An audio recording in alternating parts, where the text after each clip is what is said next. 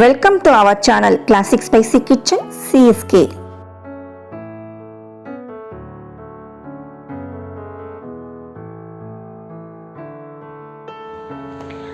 வணக்கம், Classic Spicy Kitchen இலிருந்து அருணா. வாங்க, எல்லாரும் நல்லா இருக்கீங்களா? இன்னைக்கு நம்ம Classic Spicy Kitchenல ரொம்ப ஸ்பெஷலான சூப்பரான ஹைதராபாடி சிக்கன் கிரேவி தாங்க செய்ய போறோம். இந்த ஹைதராபாடி சிக்கன் கிரேவி ரொம்ப ஸ்பெஷல்னா அது ரொம்ப டேஸ்டா, ரொம்ப ரிச்சா, சூப்பரா இருக்குங்க. அதனால தான் நம்ம அப்படி சொல்றோம். இந்த ஹைதராபாடி சிக்கன் கிரேவி எப்படி செய்யறதுன்னு பார்த்துட்டு கட்டாயம் நீங்க உங்க வீட்டில் மிஸ் பண்ணாம செஞ்சு பாருங்க. செஞ்சு பார்த்துட்டு எப்படி இருக்குதுன்னு மறக்காம எனக்கு கமெண்ட்ஸ்ல சொல்லுங்க. வாங்க இப்போ இந்த ஹைதராபாடி சிக்கன் கிரேவி எப்படி செய்யறதுன்னு பார்த்தலாம். ஹைதராபாடி சிக்கன் கிரேவி செய்கிறதுக்கு 1 கிலோ சிக்கனை நல்லா கழுவி எடுத்து வச்சுருக்கிறேன். ஒரு பக்கம் இருக்கட்டும்.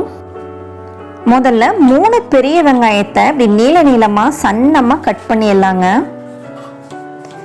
இதை நம்ம ஃப்ரை பண்ண போகிறோம்.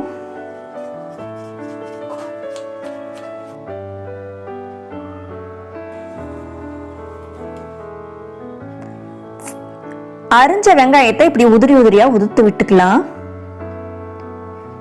நான் ஒரு கடாயில் ஒரு 4 டேபிள் ஸ்பூன் அளவுக்கு எண்ணெயை சேர்த்துருக்குறேங்க. அதில் இப்படி கொஞ்சமாக வெங்காயத்தை போட்டு பொரிச்சு எடுத்துக்க போகிறேன்.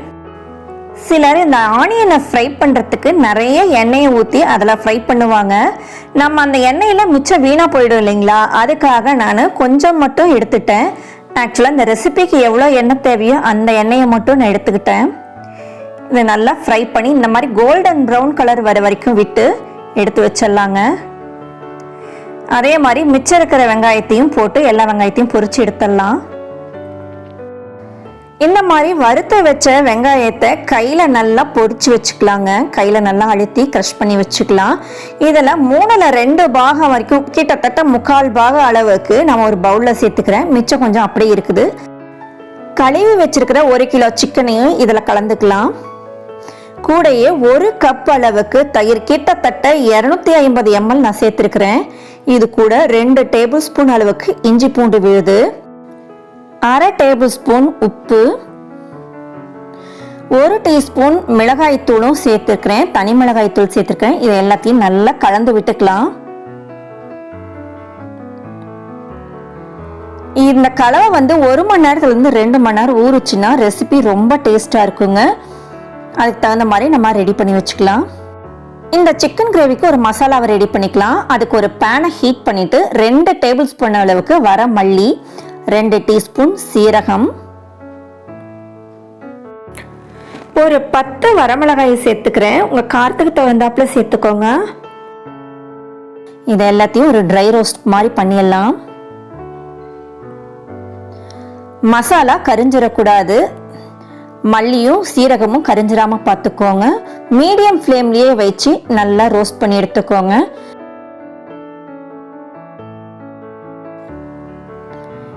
இது ஒரு பக்கம் ஆற வச்சிடலாம். இது நல்லா ஆற வச்சுட்டு ஒரு மிக்சர் ஜார்ல சேர்த்துக்கலாங்க. இது கூடையே 2 பெரிய வெங்காயத்தை இப்படி ரஃபா கட் பண்ணி சேர்த்துக்கிறேன்.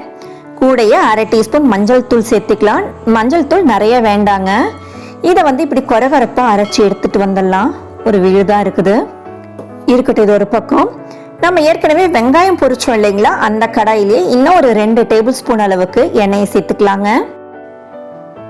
இதில் 4 கிராம்பு, ஒரு 3 துண்டு அளவுக்கு பட்டை சேர்த்துக்கலாம்.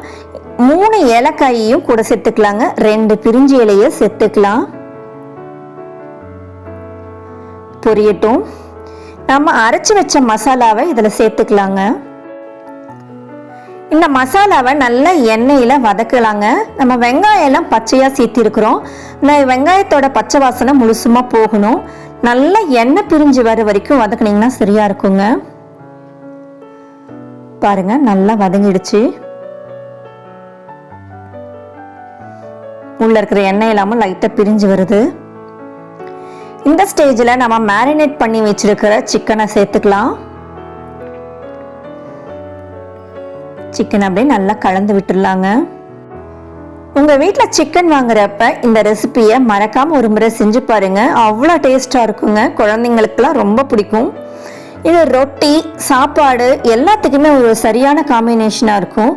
ரொட்டிக்கெல்லாம் சொல்லவே தேவையில்லைங்க, அந்த மாதிரி ஒரு சைட் டிஷ்ஷு. ஒரு 10 நிமிஷம் அப்படியே விட்டுறலாங்க. இந்த கிரேவிக்குள்ளே இருக்கிற தண்ணி எல்லாம் கொஞ்சம் கொஞ்சமாக வெளியே வரும் பாருங்க. 10 நிமிஷம் ஆயிடுச்சு. உள்ளே இருக்கிற தண்ணியெல்லாம் லைட்டாக வெளியில் வந்திருக்குது.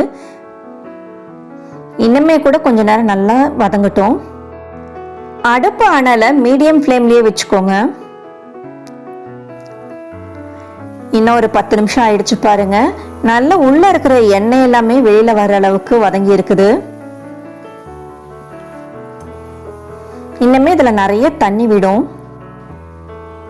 உங்களுக்கு இந்த ஸ்டேஜில் காரம் உப்பு பத்தலைன்னா பார்த்து கொஞ்சமாக ஆட் பண்ணிக்கோங்க. எனக்கு கொஞ்சம் உப்பும் காரமும் கம்மியாக இருந்த மாதிரி இருந்துச்சு. நான் 1 டீஸ்பூன் மிளகாய்த்தூளும் 1/2 டீஸ்பூன் உப்பும் சேர்ந்து கலந்து விட்டுக்கிறேன். இந்த மசாலாவை லைட்டாக வாயில் வச்சு பார்த்தாவே நமக்கு இந்த டேஸ்ட் தெரிஞ்சிருங்க. இந்த ஸ்டேஜில் உள்ளே இருக்கிற எண்ணெய் தண்ணி எல்லாம் வெளியில் வருதுங்க. நம்ம தண்ணி ஆட் பண்ணுறதுனா இந்த ஸ்டேஜில் தான் சேர்த்துணும். நான் மிக்சர் ஜாரை அலசி ஒரு 1/2 கப் அளவுக்கு தண்ணியை சேர்த்துக்கிட்டேன். நல்லா கலந்து விட்டுக்கோங்க. உங்களுக்கு கிரேவி இன்னும் கொஞ்சம் நல்லா லிக்விடைஸாக வேணும்னா இன்னும் கொஞ்சம் கூட தண்ணியை சேர்த்துக்கோங்க. நான் செமி கிரேவியாக தான் எடுக்கிறேன். சப்பாத்திக்கெல்லாம் சாயறதுனாக்க இன்னும் கொஞ்சம் தண்ணியை சேர்த்து செஞ்சிங்கன்னா சரியாக இருக்கும். இந்த ஸ்டேஜில் மூடியை போட்டு ஒரு 10 நிமிஷம் போல் அப்படியே மீடியம் ஃப்ளேம்லேயே இருக்கட்டும். இடையிடையே நல்லா கலந்து விடுங்க. பாருங்க எவ்வளோ எண்ணெய் பிரிஞ்சு சூப்பராக பார்க்கவே இருக்குதுல்ல. நம்ம தயிர் சேர்த்துறதுனால இந்த மாதிரி எண்ணெயை பிரிஞ்சு நல்லா கலர்ஃபுல்லாக சூப்பராக இருக்குங்க. சிக்கனோட டேஸ்ட்டே வேறு மாதிரி ஆகிடும். அவ்வளோ ஒரு டேஸ்ட்டாக இருக்கும். நீங்கள் ஒரு முறை ட்ரை பண்ணி பாருங்கள். இடையிடையே நல்லா இப்படி கலந்து விட்டுக்கோங்க. மூடி போட்டு இன்னும் ஒரு 5 நிமிஷம் நம்ம அப்படியே வைக்கலாம். 5 நிமிஷம் ஆயிடுச்சு. இந்த ஸ்டேஜில் 1/2 டீஸ்பூன் அளவுக்கு கரம் மசாலா சேர்த்துக்கலாம். நம்ம ஏற்கனவே பொடி பண்ணி வச்சிருக்கிற இந்த வெங்காயத்தையும் இந்த ஸ்டேஜில் சேர்த்துக்கலாங்க. நல்லா கலந்து விட்டுக்கலாம். அவ்வளோதான், சூப்பராக ரெடி ஆயிடுச்சு. இன்னும் ஒரு 5 நிமிஷம் அப்படியே மூடி போட்டு வச்சிடலாங்க. 5 நிமிஷம் கழிச்சு அடுப்பு அணைச்சிடலாம். சூப்பராக ஹைதராபாடி சிக்கன் கிரேவி ரெடி ஆயிடுச்சு. அவ்வளோதான், சர்வ் பண்ணிடலாம். இந்த வீடியோ உங்களுக்கு பிடிச்சிருக்குன்னு நினைக்கிறேன். இந்த வீடியோ உங்களுக்கு பிடிச்சிருந்துச்சுன்னா லைக் பண்ணுங்கள், உங்கள் ஃப்ரெண்ட்ஸ் அண்ட் ஃபேமிலிக்கு ஷேர் பண்ணுங்கள். இது வரைக்கும் நம்ம சேனலில் நீங்கள் சப்ஸ்கிரைப் பண்ணாமல் பார்த்துட்டு இருந்தாக்க மறக்காமல் ரெட் கலர் சப்ஸ்கிரைப் பட்டனை சப்ஸ்கிரைப் பண்ணிக்கோங்க. கூடவே வர பெல் பட்டனையும் ஆளையும் அழுத்திட்டிங்கன்னா தான் நம்ம போடுற வீடியோஸோட நோட்டிஃபிகேஷன்ஸ்லாம் உங்களுக்கு உடனுக்குடனே வந்துடும். வாழ்க வளமுடன். நன்றி, வணக்கம்.